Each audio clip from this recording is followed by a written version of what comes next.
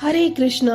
रविवार का दिन सूर्य देव को समर्पित है। मान्यता है कि अगर रविवार के दिन सूर्य देव की श्रद्धा पूर्वक पूजा अर्चना की जाए तो मनुष्य के जीवन में सुख समृद्धि और धन संपत्ति की कोई कमी नहीं रहती।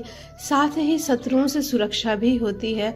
सूर्य देव का व्रत करने के साथ साथ अगर आप इनकी व्रत कथा भी सुनते हैं तो आपकी सारी मनोकामनाएं पूर्ण हो जाती हैं।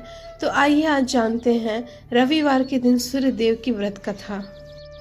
किसी गांव में एक माँ और उसकी बेटी दोनों सूरज जी का व्रत किया करती थी। एक बार सूर्य देव जी के व्रत वाले दिन माँ ने बेटी से कहा कि मैं पानी लेने जा रही हूँ, तू 2 रोटी बनाकर रख लेना, एक छोटा और एक बड़ा रोटी बनाना जो हम पूरा खा सके, क्योंकि रोटी का झूठा नहीं छोड़ते। रोटी के आटे में नमक मत डालना, यह आलूना होता है।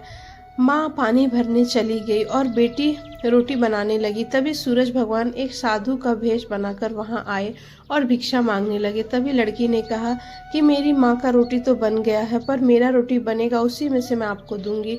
बाबा ने कहा जो रोटी बन चुका है उसी में से दे दो, नहीं तो मैं चाह रहा हूँ। लड़की ने माँ की रोटी से टुकड़ा तोड़कर दे दिया। जब माँ वापस आई तो बहुत नाराज हुई और बोली कि तूने मेरी रोटी का टुकड़ा क्यों दिया। ऐसा कहकर वह अपनी लड़की को मारने लगी। लड़की डर के मारे जंगल में भाग गई और एक पेड़ पर चढ़कर बैठ गई।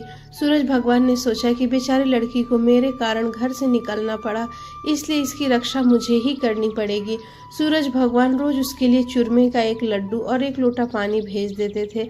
लड़की मजे से खा पी लेती और वहीं पेड़ की डाली पर बैठी रहती। एक दिन एक राजा शिकार करते हुए उधर से निकला। थकान मिटाने के लिए उसी पेड़ के नीचे आराम करने रुका। राजा ने अपने सेवक से कहा कि प्यास से जान निकल रही है, चुल्लू भर पानी भी मिल जाता तो प्राण बच जाते। पेड़ पर बैठी लड़की ने यह सुना तो उसने थोड़ा सा पानी वहां डाल दिया। राजा ने पानी पी लिया। राजा ने अपने सेवक से कहा कि सेवक, आधी जान तो बच गई, एक चुल्लू पानी और मिल जाए तो पूरी जान बच जाएगी।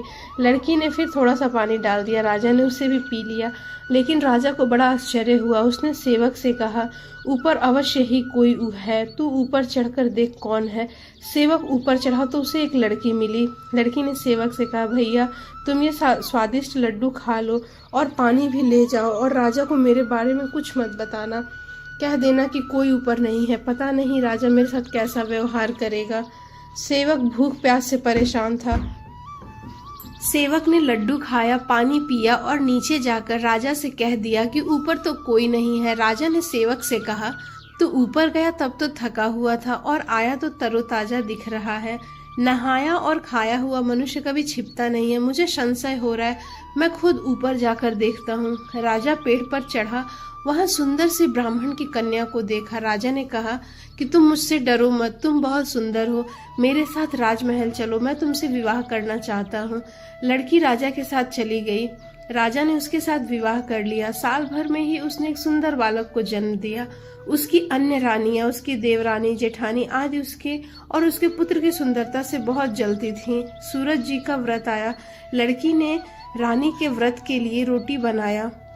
दूसरी रानियों ने राजा से कहा कि तुम्हारी नई रानी को तो रोटी बनाने ही नहीं आता, उसका बनाया हुआ रोटी खाओगे तो आपका पेट दुखेगा, रानी खाएगी तो कुंवर का पेट दुखेगा।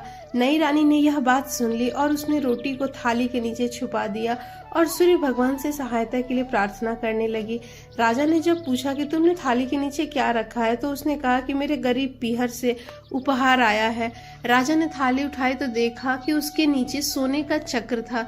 राजा ने कहा, वाह, गरीब पीहर वालों का ऐसा उपहार।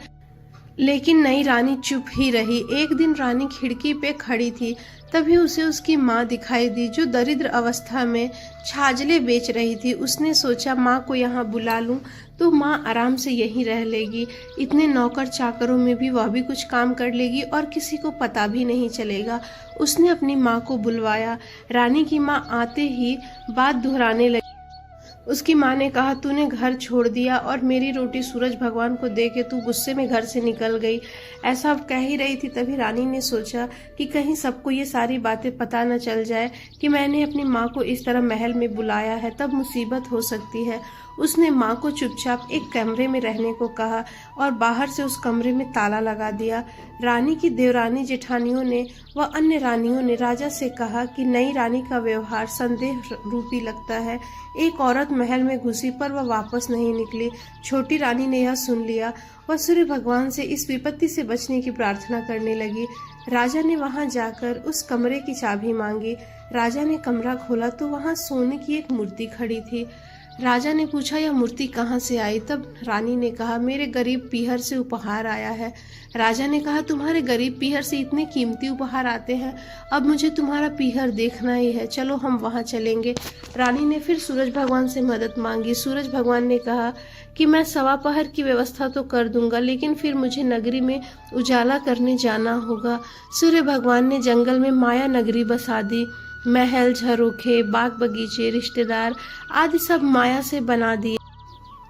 महल में रसोई के कई प्रकार के व्यंजन बन रहे थे। सबसे मिलकर और खा पीकर रानी ने राजा से वापस महल को चलने के लिए कहा। तब राजा ने कहा, जल्दी क्या है, ससुराल में थोड़ा आराम कर लें। रानी ने बड़ी मुश्किल से राजा को वापस चलने के लिए मना लिया और वे रवाना हो गए। थोड़ी दूर जाने के बाद राजा को ध्यान आया कि उनकी कटार तो वहीं रह गई।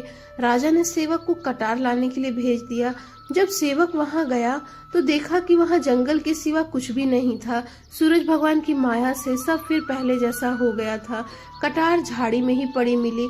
कटार लेकर सेवक आया और उसने सारी बातें राजा को बताई। राजा को पहले ही शक था। उसने तलवार निकाल ली और गुस्से में आकर रानी को सच बताने को कहा।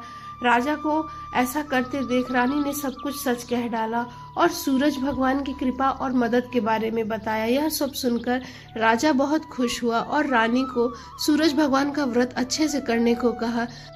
हे सूरज भगवान, जैसा सुख उस लड़की को मिला वैसा ही सुख यह कहानी कहने और सुनने वाले को भी प्राप्त हो।